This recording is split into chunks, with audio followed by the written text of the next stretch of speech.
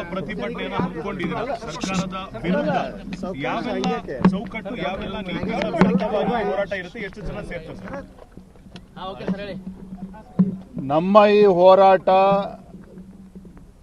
ಈ ಕಾಂಗ್ರೆಸ್ ಸರ್ಕಾರ ಈ ರಾಜ್ಯದ ರೈತರ ಸಂಪೂರ್ಣ ನಿರ್ಲಕ್ಷ್ಯವನ್ನ ಮಾಡಿದ್ದಾರೆ. ರಾಜ್ಯ ಸರ್ಕಾರ, ಈ ಕಾಂಗ್ರೆಸ್ ಸರ್ಕಾರ ಏನಿದೆ, ಕಬ್ಬು ಬೆಳೆಗಾರರ ಸಮಸ್ಯೆಗೆ ಪರಿಹಾರವನ್ನು ಕೊಡೋದಾಗ್ಲಿ, ಮೆಕ್ಕೆಜೋಳ ರೈತರ ಸಮಸ್ಯೆಗೆ ಸ್ಪಂದನೆ ಮಾಡುವಂತ ಕೆಲಸ ಆಗಲಿ, ಭತ್ತ, ತೊಗರಿ, ಉದ್ದು ಎಲ್ಲ ರೈತರು ಕೂಡ ಸಂಕಷ್ಟದಲ್ಲಿದ್ದಾಗ ಸೂಕ್ತ ಸಂದರ್ಭದಲ್ಲಿ ಸೂಕ್ತ ನಿರ್ಣಯವನ್ನ ಮಾಡದೇನೆ, ತಡ ಮಾಡದೇನೆ ಅಪಚಾರವನ್ನು ಎಸಗಿದ್ದಾರೆ. ಅತಿವೃಷ್ಟಿಯ ಸಂದರ್ಭದಲ್ಲೂ ಸಹ ಪರಿಹಾರವನ್ನ ಕೊಡದೇನೆ ಮುಖ್ಯಮಂತ್ರಿಗಳು ವೈಮಾನಿಕ ಸಮೀಕ್ಷೆ ಮಾಡಿದ್ರು. ಇನ್ನು ಕೆಲವು ಸಚಿವರು ಕೂಡ ಕೇವಲ ವೈಮಾನಿಕ ಸಮೀಕ್ಷೆ ಮಾಡಿದ್ರೆ ವಿನಃ ರೈತರ ಸಮಸ್ಯೆ ಏನು ಅಂತೇಳಿ ಅರ್ಥ ಮಾಡ್ಕೊಳ್ತಕ್ಕಂಥ ಪ್ರಯತ್ನ ಮಾಡಲಿಲ್ಲ. ಒಟ್ಟಾರೆಯಾಗಿ ಸಿದ್ದರಾಮಯ್ಯ ನೇತೃತ್ವದ ಕಾಂಗ್ರೆಸ್ ಸರ್ಕಾರ ಈ ನಾಡಿಗೆ 2 ತುತ್ತು ಅನ್ನವನ್ನ ಕೊಡ್ತಕ್ಕಂಥ ರೈತನನ್ನ ಸಂಪೂರ್ಣವಾಗಿ ನಿರ್ಲಕ್ಷಿಸಿದ್ದಾರೆ. ಈ ಎಲ್ಲ ವಿಚಾರಗಳನ್ನು ತೆಗೆದುಕೊಂಡು ನಾವು ಇವತ್ತು ಹೋರಾಟವನ್ನ ಕೈಗೆತ್ತಿಕೊಂಡಿದ್ದೇವೆ. ಸುಮಾರು 15-20 ಸಾವಿರ ಸಂಖ್ಯೆಯಲ್ಲಿ ರೈತರು ಎಲ್ಲರೂ ಕೂಡ ಅಕ್ಕಪಕ್ಕ ಜಿಲ್ಲೆಯಿಂದನೂ ಕೂಡ ಬರ್ತಾ ಇದ್ದಾರೆ. ಬೆಳಗಾವಿ ಜಿಲ್ಲೆ ನಮ್ಮೆಲ್ಲ ಶಾಸಕರುಗಳು, ವಿಧಾನ ಪರಿಷತ್ ಸದಸ್ಯರು, ಬಾಗಲಕೋಟೆ, ಬಿಜಾಪುರ ಎಲ್ಲ ಜಿಲ್ಲೆಗಳಿಂದ ಕೂಡ ಬರೋರಿದ್ದಾರೆ. ಕನಿಷ್ಠ 20-25 ಸಾವಿರ ಜನ ಸೇರ್ತಾರೆ. ಪ್ರತಿಭಟನೆ ಇಲ್ಲಿಗೆ ಮಾತ್ರ ಸೀಮಿತ ಆಗುತ್ತೆ ಅಥವಾ ಸುವರ್ಣಸೌಧಕ್ಕೆ ಹೋಗುವಂತ ಯತ್ನ ಏನಾದರೂ ಇರುತ್ತೆ ಸರ್? ಸುವರ್ಣಸೌಧ ಮುತ್ತಿಗೆಯನ್ನ ಹಾಕ್ತೇವೆ ನಾಳೆ ದಿನ. ಯಾಕೆಂದ್ರೆ ಈ ಸರ್ಕಾರ ಕಣ್ಣಿದ್ದು ಕುರುಡನಂತೆ, ಕಿವಿ ಇದ್ದು ಕಿವುಡನಂತೆ ನಟನೆ ಮಾಡ್ತಾ ಇದೆ. ಪರಿಹಾರ ಕೊಡಿ ಅಂತ ಹೇಳಿದ್ರೆ ಕೇಂದ್ರ ಸರ್ಕಾರದ ಮೇಲೆ ಆರೋಪವನ್ನು ಮಾಡ್ತಾರೆ.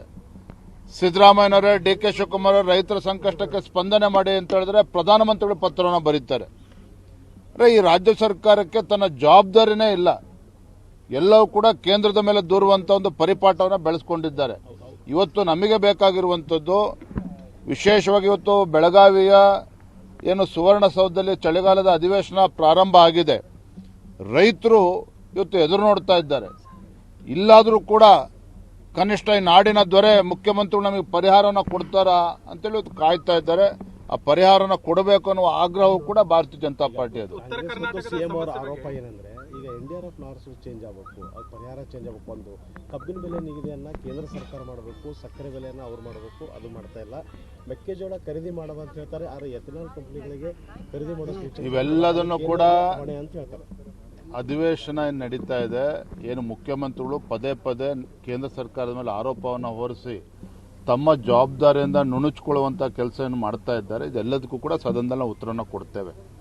ನಾವಿವತ್ತು ಆಗ್ರಹ ಪಡಿಸ್ತಾ ಇರ್ತಕ್ಕಂಥದ್ದು, ರಾಜ್ಯದ ಜನ ನಿಮಗೆ ಆಶೀರ್ವಾದ ಮಾಡಿದ್ದಾರೆ. ಕಾಂಗ್ರೆಸ್ ಪಕ್ಷಕ್ಕೆ 138-139 ಶಾಸಕರಿದ್ದಾರೆ. ಸ್ಪಷ್ಟ ಬಹುಮತ ಇದೆ.